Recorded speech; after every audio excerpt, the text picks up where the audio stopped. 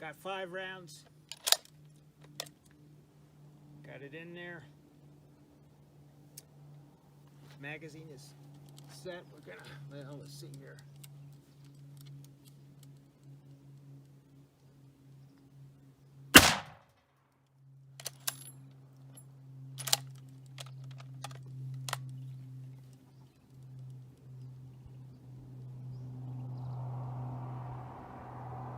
I can hardly see that front sight.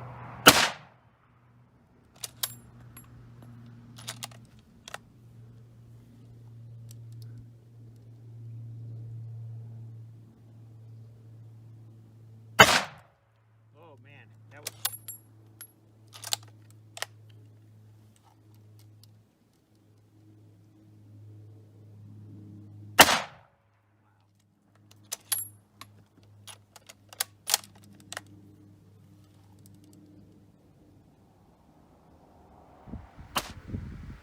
A couple of days ago, my wife made a short video of me shooting this rifle, my 1896, model 1896 KRAG Carbine.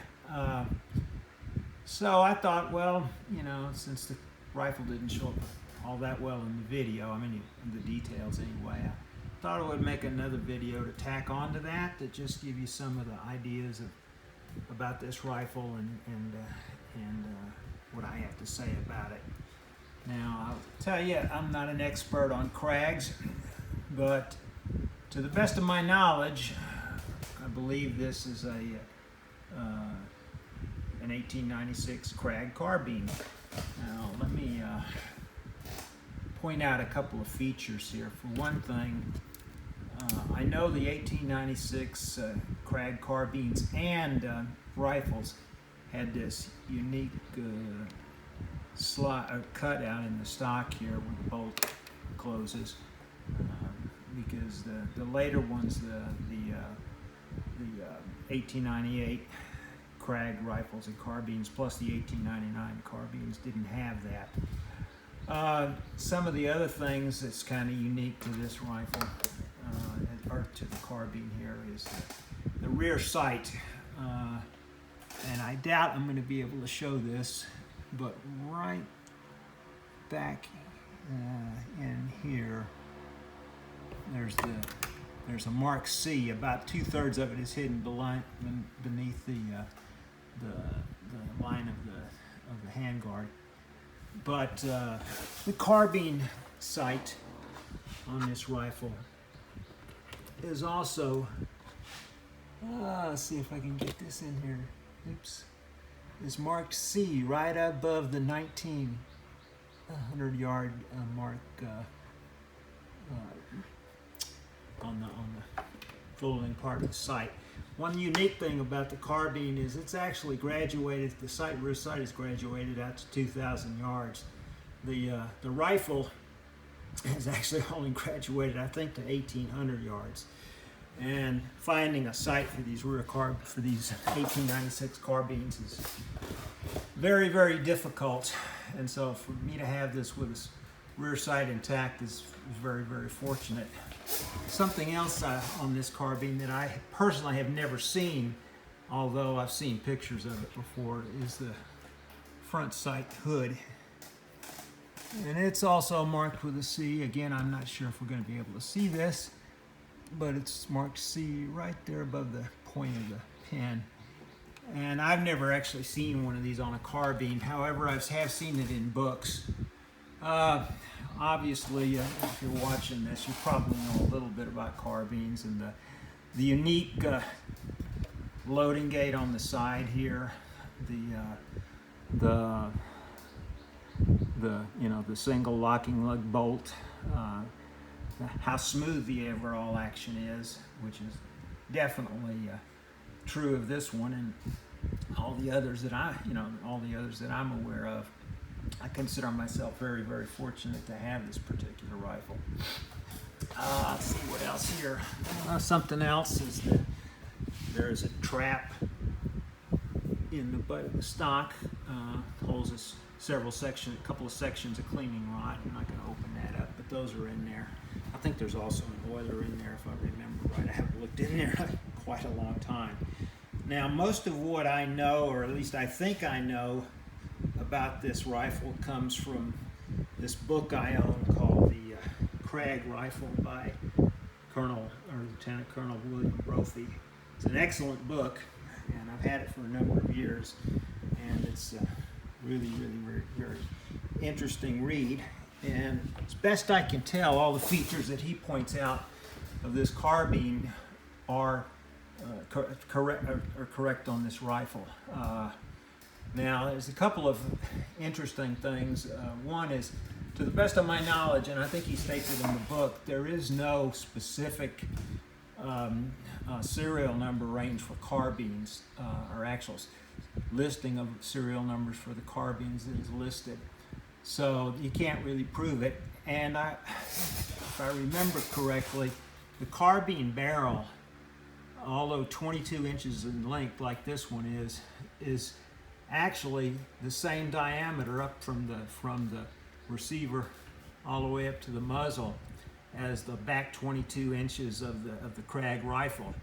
So theoretically, you know, if properly cut off, the KRAG, the original KRAG rifle barrel is the same from, you know, from the receiver all the way for the first 22 inches. So, you know, I guess theoretically they can be faked that way if somebody is in mindset to fake one of these things. The other thing is these carbines. Oh, the other unique thing, I guess I should show you. Let's see if I can work my way around here. Is the saddle ring, which is kind of cool, I think, anyway. Also, the other thing about this is the magazine cutoff here, so you can fire these things single shot. And as opposed to the later model rifles and carbines, this one is opposite, works the opposite. When it's up like that, I think the cutoff is, the rounds will feed out of the magazine. Later on, 1898 and 1899 carbines, and the rifles, when this cutoff is in the down position, that's when it will feed. So with it down like that, you can just single load the rounds into the chamber and maintain the 5 rounds in the magazine. Anyway, according to what I have read, they only made about 30,000 of these, and I believe, and I'm not 100% certain about this, but I believe the carbines that were used in the Spanish-American War in Cuba probably had to be the 1896 carbines, because I don't believe the later models, the 1898 or the 1899 carbines. Well, first of all, the 1898 carbines, I believe, were first issued in the summer, I believe, the July of 1898, and so they wouldn't have had time to reach the frontline troops before you know, the battles in Cuba, the Battle of San Juan Hill, and so forth. So I'm not saying that this carbine was at that battle. I had no proof or documentation of anything like that, but it makes sense to me. And again, this is just my own speculation, that these carbines, the 1896 models, would have been the ones in all probability that would have been seen service with the troops in Cuba. Something else that's kind of you know, so that's my own opinion. Now there was an 1892 rifle, and there was a couple. I think Brophy says either 1 or 2 carbines made in 1892. So and there's only one known to exist, and I think it's in a museum up at Rock Island. So, so you know, given that, there certainly weren't any 1892 carbines in Cuba. Anyway, this is, like I said, this is my 1896 KRAG carbine. By the way, one of the other interesting things about this, is that some of the early ones were actually marked 1895 on the side plates, because I believe that the carbines were the first batch of 1896 rifles and carbines that were made. So some of the first ones were actually, I guess, made in 1895. Now mine is not marked 1895. Mine is marked 1896. So you know what that means, other than that's the way it's marked, I really don't know.